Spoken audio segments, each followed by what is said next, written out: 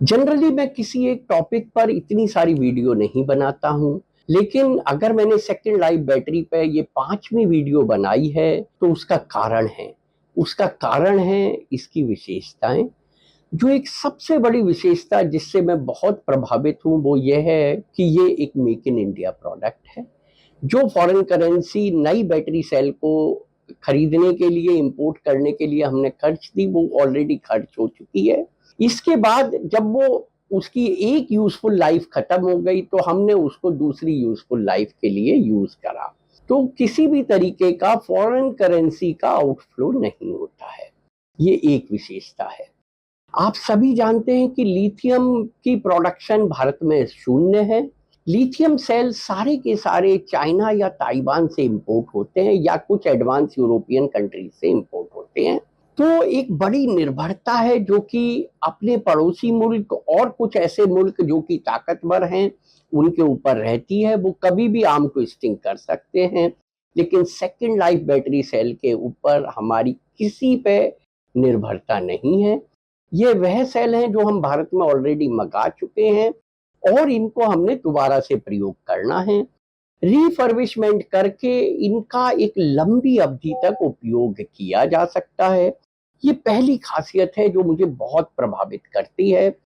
दूसरी खासियत है कि इसमें कैपिटल का दोबारा से प्रयोग नहीं होता है। एक कैपिटल जो आप एक बार खर्च चुके हैं उसी से आप 2 बार रिटर्न ले रहे हैं। एक बार किसी महंगे उपकरण में प्रयोग करके और दूसरी बार उसको सोलर एनर्जी सिस्टम में यूज करके या इलेक्ट्रिक लो स्पीड 2 व्हीलर 3 व्हीलर में उपयोग करके आप लेते हैं।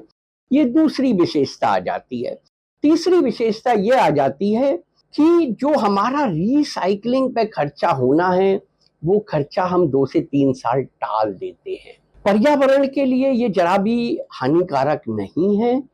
थोड़ा बहुत हो सकता है कि उसकी चार्जिंग में टाइम ज्यादा लगे, लेकिन वो मैनेजेबल है। ना तो पर्यावरण के लिए खतरनाक है, ना हमारी जेब से कुछ जाता है और उपयोगिता उसकी भरपूर मिलती है। तो इन 3 विशेषताओं के कारण सेकंड लाइफ बैटरी सेल एक भाग्य बदल देने वाली इंडस्ट्री है जो मुझे लगता है भारत की औद्योगिक क्रांति में बहुत मदद करने जा रही है।